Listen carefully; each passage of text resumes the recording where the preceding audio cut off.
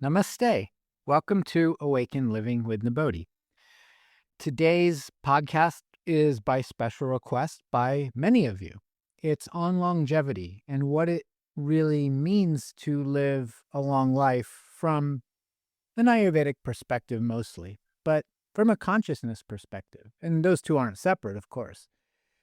But one of the questions was, how do we live a long life and also feel that life is worth living a long time, that we have the energy and the clarity and the meaning and the presence that makes it worthwhile to be here? Because if we're 100 years old, but our mental faculties aren't there, we can't do anything, we depend on other people to do everything for us, that's not so joyful.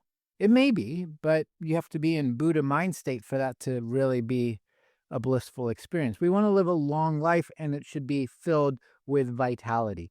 And really, longevity is more than just the numbers of years we're living chronologically.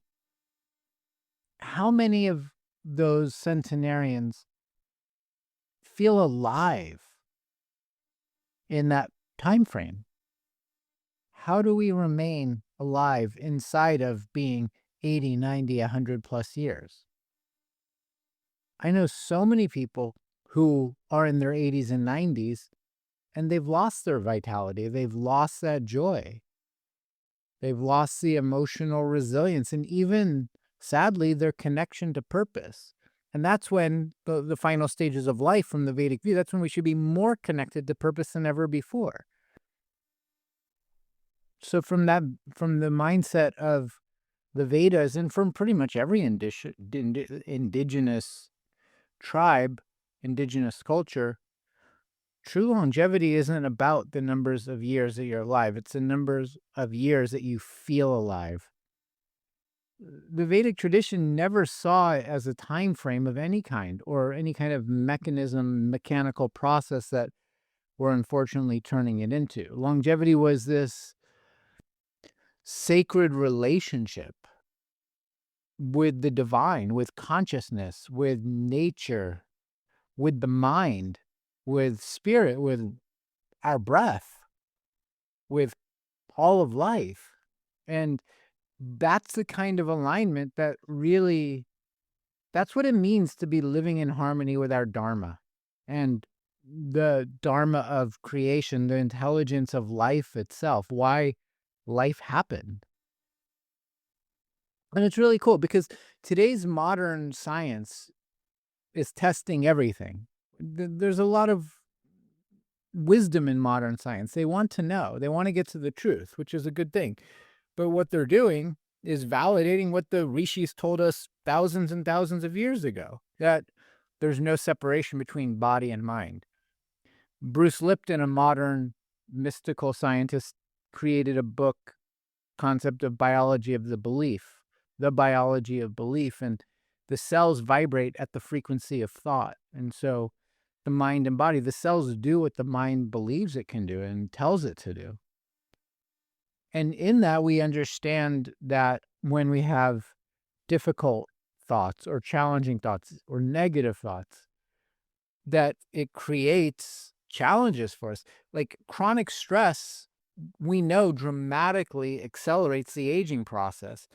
And one of the biggest issues on the planet, at least in America, in Western cultures, is autoimmune conditions and inflammation, which damage the tissue. It leads to deep tissue degeneration. And we already knew this, but the pandemic clearly showed us how much isolation weakens our health and immunity. We know that sleep directly affects longevity. It impairs our brain health. Now they're saying sleep and stress, these are the silent killers.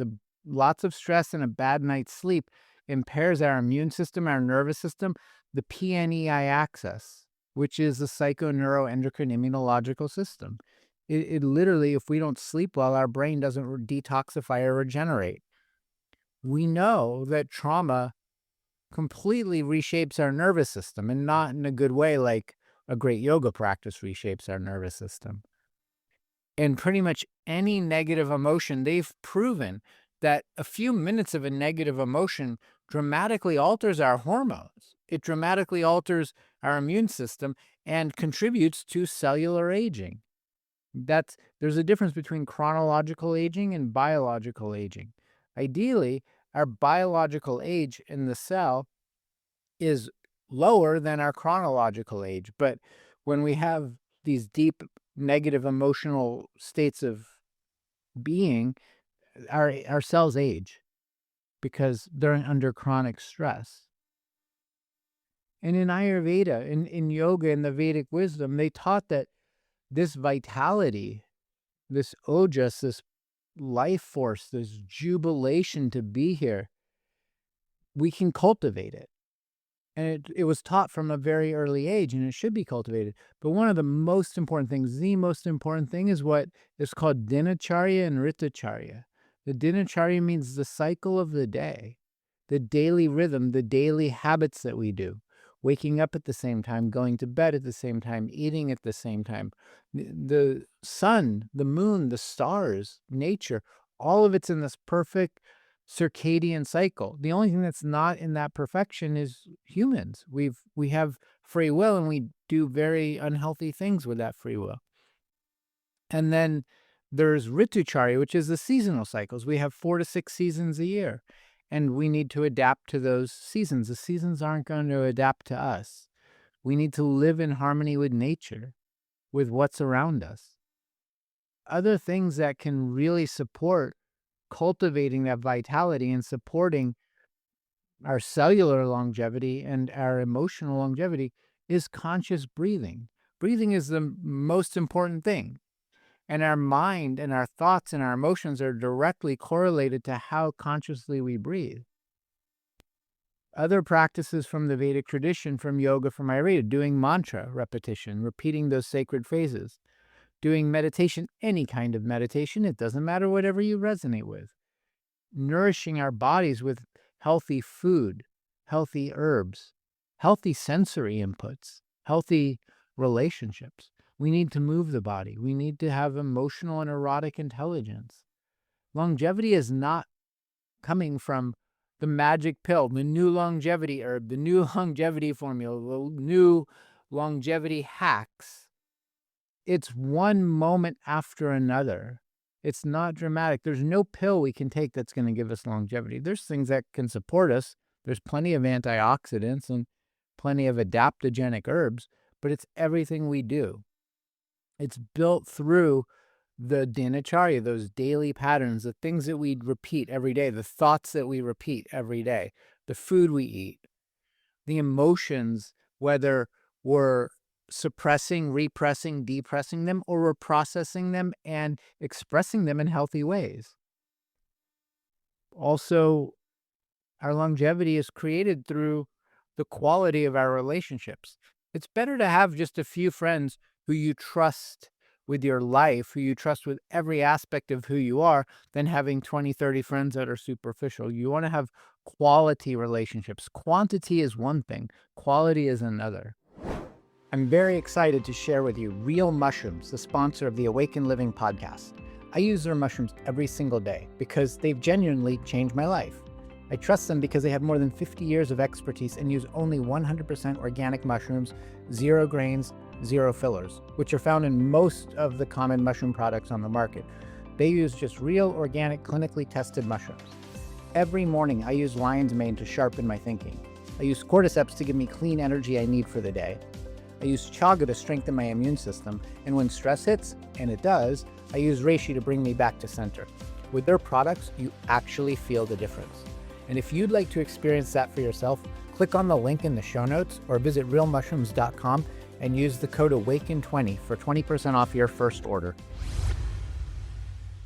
Having a breathwork practice, the way you breathe even throughout the day, doing slow, deep belly breathing all day long, whether you're at work or doing a podcast or doing exercise.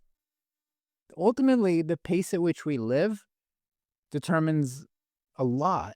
And we live in this fast-paced culture, fast, fast, fast. We're fast to live and we're very fast to die and age. So we need to remember to slow down. because every single habit is either nourishing us, it's nourishing the prana, the life force, it's nourishing the ojas, or it's depleting it. And, prana is not just breath. It's so much more than breath or oxygen. It's the subtle intelligence that's inside of every single cell, every nerve, every thought. It's the life force of the whole universe, prana shakti, the universal power of life, the universal intelligence.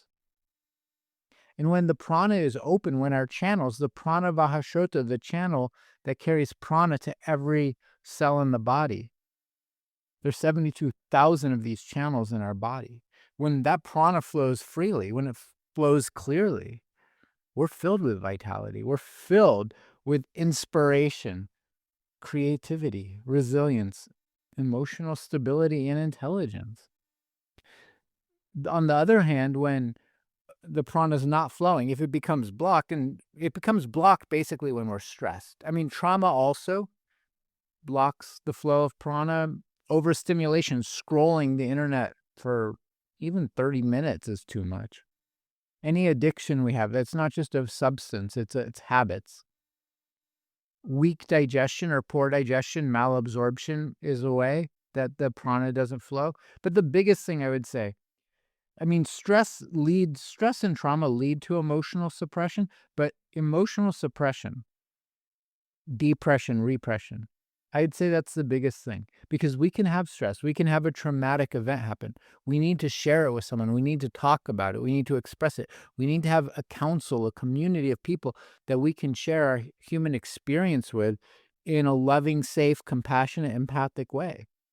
It's when those emotions get expressed, when we don't have a place to communicate and share our experience, all systems begin to break down. It's a deterioration of the human system. And I see it all the time. So many people prematurely age because their nervous systems are dysregulated. They never have a chance to rest. The body, the endocrine system, the whole nervous system is literally trapped in the fight, freeze, fawn, or flight sympathetic state. It's trapped in survival. You can't thrive when you're in survival mode. And what's doing that? It's the constant stimulation. It's a constant comparison. Comparison leads to confusion, which leads to calamity. The pressure to be somebody great. You're already somebody great simply because you exist. And how can you compare yourself to anyone else or anything else? There's only one of you. There's nothing. You're uncomparable. You're incomparable. And then we worry about all these things. The sympathetic nervous system in that state remains activated for years and years and years. It really should not be activated for more than 20 minutes. Otherwise, all the stress hormones are being released all day long. But truly, in this modern society, all of these stress hormones, all of these things contribute to the autoimmune conditions we see on the rise, the inflammation, the hormone imbalances, anxiety, fatigue, cognitive decline, accelerated aging, insomnia, name it. It's all related to stress for the most part. Ayurveda, yoga, Vedanta, Tantra teaches that we need regulation instead of stimulation or overstimulation. We need to step into presence instead of constantly trying to distract ourselves with something outside of ourselves. We're not going to find true lasting peace in the Instagram feed, in the Facebook feed, in the next whatever best hack or exercise there is. It's in presence, being present for ourselves with all the emotions. And that means being present with the pain, with the grief, with the sadness. We came for the human experience. But when we can have those things and not let it negatively affect us, we can feel deeply and have that be a positive experience for growth if we're held with safety and love. We need connection. And all the modern way of living is fragmentation. But the gateway, the bridge from an Ayurvedic and yogic perspective is our breath. Pranayama it means to expand the prana, to expand the life force. And it was never just a breathing exercise. It's really, the breathing part of it is, for the most part, designed to regulate consciousness. When we do slow, conscious breathing, it regulates the pranic channel, which modern neuroscience, modern science is calling the vagus nerve. And through that vagal tone, through that vagal nerve regulation, the stress hormones naturally get lowered. The nervous system can go into a parasympathetic state of regulation.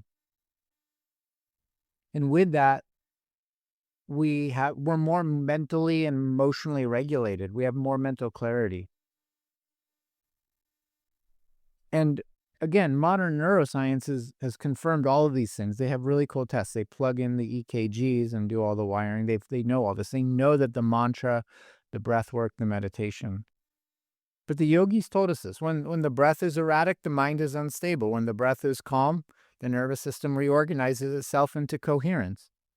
So conscious breathing practices are an essential, crucial part for longevity. If your goal is longevity, if that's why you're listening to this podcast, you need to develop a conscious breathwork practice. If you have a dysregulated nervous system, it's going to repair much quicker when it calms down. You digest food better. You'll sleep better. You'll think clearly. You'll feel safe more easily. Healing really happens when the body no longer believes that it's under any kind of threat. Meditation pretty much works the same way that breath work does.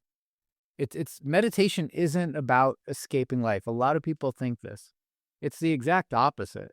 It's about becoming intimate life, because when you really start meditating, a lot of stuff we suppressed comes up to the surface to be released, saying, okay, I feel safe now to be seen. Are you going to hold me? Are you going to be there for me? Will you care for me? Whether it's the 3-year-old self or the 5-year-old self or the 1-month-old self who was abandoned by his parents and left in a crib for 10 hours a day while they went back to work. That's me. I learned to regulate my breath. The modern world trains our attention outwardly, but we need to redirect the attention inward. If you don't believe me, just look around. Like you have a phone with constant notifications, right? There's constant media feeds. If you have a job that's competitive, you have other people doing the same thing, comparison, performance, all of this. Meditation steps the mind out of that rat race, because we're not rats, we're humans, right? So it steps us out of the competition of the rat race and restores the awareness inward. Just spending time, whether or not the mind enters stillness or not, is not the purpose.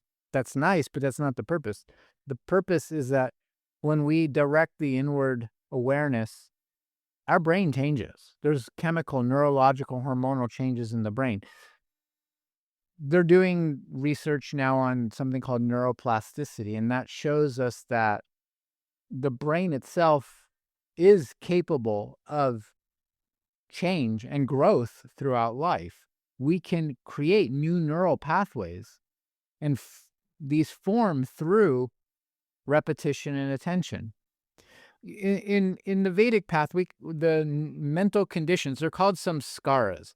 There are these deep impressions that form from repeated thoughts, repeated emotions, behaviors, experiences. And there can be what we would maybe evaluate as good or bad samskaras, positive or negative samskaras. You can have the samskara to do selfless service and help people all day long. You can also have the samskara to be addicted to any number of substances or habits on the planet. They're just impressions. Okay. Some of them really do support vitality, while many of them create more suffering for us. So when we do meditation, when we do pranayama, when we chant mantras, we're creating new neural pathways, and we can free ourselves from at least the negative samskaras, whether it's addiction to a substance or a pattern, whatever we do to self-sabotage ourselves on a regular basis. For me, for a long time, it was anger. I was angry at the world. I was pissed off at the world. And I found anyone and anything to blame for my unhappiness. It wasn't until I decided, okay, I can be angry all I want. That's never going to bring me peace. And I had to sit down with myself and go into the pain and sit with the pain and not try to numb it out anymore through whatever method I was using to numb it out, because I've used a lot of methods. None of them work. The pain is still there when you decide to show up for yourself. When we decide to stop going for that compulsive distraction. For many people, I know there's a lot of worry and fear out there. We need to change the awareness that we are safe, that the world, the universe, God is actually benevolent. And so these patterns become deeply, deeply ingrained, deeply wired into the nervous system. So we have to find a way. It requires transformation of our consciousness. Okay. And again, there's no supplements that's going to do that. Okay. They can help, but you can't supplement your way out of dysregulation. Okay. Unresolved emotional patterns, like us, grow with age. The older we are chronologically, the harder it is. Now, they used to say you can't teach an old dog new tricks, but we know through these neural pathways, through neuroplasticity, that we can actually teach an old dog new tricks. And because they're old and they're wise, they have experience, maybe they'll learn those new tricks quicker. But those new tricks should be love and filled with love and kindness and happiness. But any of the unresolved patterns, they're going to age. If you have suppressed grief, that's coming with you. You have chronic resentment, that's going to affect your heart. That's coming with you. If you live in worry and fear, that's your nervous system. That's coming with you. If you have guilt and shame, that destroys Ojas and Prana. It destroys our vitality. And we've been taught that emotional vulnerability, especially in men, being vulnerable is a weakness. It's not a weakness. It's strength. It takes great courage and great strength to go into our emotional pain, into the issues that have been stored in the tissues. But it's a purification. It's what they call tapas, to heat up, to purify, to burn by fire. But what that does is transforms that into energy. When you light a fire on wood, it creates energy, it creates light. So when we're willing to sit with ourselves, when we're willing to sit with the pain and allow it to burn with awareness, it creates space for our energy to return, for our vitality to return, for our consciousness to return. Otherwise, we're just going to store decades of unprocessed emotion and tension in our body. It's not going away. It's coming with us. Okay. The body remembers what the mind does not want to. We store the issues in the tissues. In one of my favorite somatic practices, I love the word somatic because it contains soma in it, the nectar of immortality, the amrita. So somatic awareness is restoring the nectar of love, the nectar of awareness, the nectar of presence, the nectar of safety and empathy and compassion to all parts, the body, the mind, the consciousness. And that in yin yoga, I love yin yoga. To me, that's trauma release therapy on a yoga mat. It's with so much love and devotion to ourself. But any of these practices, the meditation, the mantra, pranayama, doing atmavacharya, the self-inquiry work, that compassionate awareness, conscious movement, all of them are so powerful to help us complete those unfinished emotional processes, the stored emotions. Because what they do ultimately is help the nervous system feel safe enough to release what's been pushed down. We have to feel safe to release. We have to feel safe to open up. And as those emotional burdens decrease, gradually, the vitality will return, the inspiration will return, the love for ourselves will return.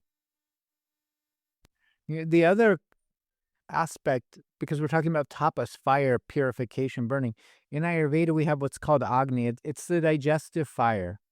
And that's actually a really key component to longevity, because it is digestion of our food, but it's also digestion of our experience, digestion of emotion, digestion of stress and relationships, and all the information that we're receiving. When the Agni is weak, when the digestion is weak, Ama, metabolic waste, accumulates. And that can be physical accumulation, physical metabolic waste and toxins. It can also be mental and emotional. But any Ama is toxic residue. It's undigested material, whether that's food or sensorial. And this is the challenge we have, because for most of human existence, over 300,000 years, our sensory organs were not overburdened. We had 5 elements. We had air, space, fire, water, earth, and we had a deep connection to the 5 elements, and we processed things much more slowly. We had time to look at our surroundings and be in tune with that. Now the information is coming so quickly, we don't have time to process anything.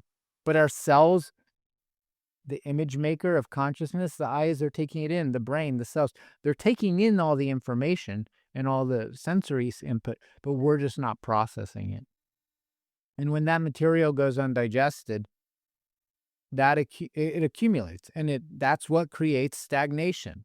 That's what creates inflammation. That creates the mental fog, the brain fog we call it, because it's just so much we can't handle it anymore. It's clouded up, it's congested. And that leads to severe fatigue and eventually dis-ease. We're no longer at ease. That's what dis-ease is. The system's no longer at ease. So we want that Agni to be strong. We need the digestive fire to be strong and balanced.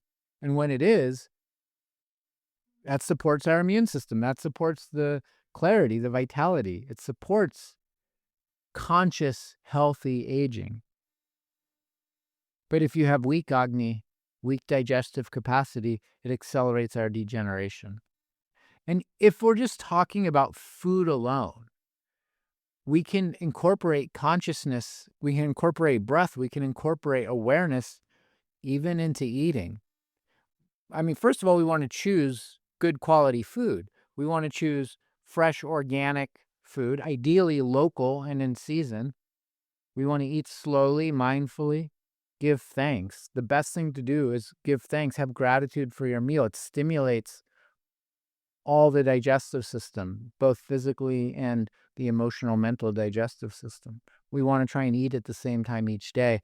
Turn off the TV, turn off the screen, get rid of the stimulation while you're eating. These are major biological regulators. It's not just some old spiritual concept. This is actual biology. The body is optimized by these regular patterns, these regular habits. Because we have what's called the circadian system, the biocircadian system, which governs pretty much everything in our body, our hormones, our body's ability to metabolize, the detoxification pathways, and the cellular repair. And so when we do things in cycles and rhythm, the biocircadian cycle knows how to do these things naturally. We have billions, trillions of processes happening in the body all the time. The body knows what to do. We're not telling the body to do these things. It has an intelligence. We just need to stop blocking that flow of intelligence. And with those, to align with those biocircadian things, we should wake up with the sun, ideally before the sun, eat at the same time each day, sleep at the same time each day, have moments throughout the day of silence and just being in awe of the wonder of creation. As much as possible, spend some time in nature every day. Breathe consciously, do a breathwork meditation practice, these daily things. This will stabilize the nervous system. It will prevent decline, and preserve your vitality. And these daily practices, I think, my experience with 30 years of practice is that it's the most overlooked aspect of health and consciousness. It's the most overlooked aspect of conscious aging.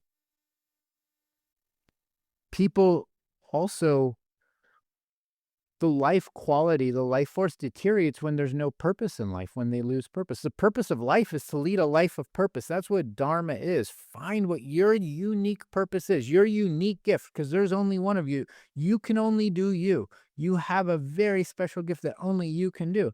We need to connect to that purpose. When you have a purpose, it creates energy. And then that energy creates connection. And that connection creates resilience. And that resilience leads to emotional intelligence, which leads to love, and love nourishes life. So vitality increases when we are aligned with our Dharma. It's your authentic path. It's the deepest truth of why you chose to come to the planet at this time. And the real thing of Dharma, it's the expression of you, the expression of your soul through action. You will not become tired if you're living in alignment with your Dharma. If you're not living in alignment with Dharma, life is exhausting because you're going against your own nature. So longevity is then, from that perspective, is no longer just like a biochemical, a biological event. It's an existential event.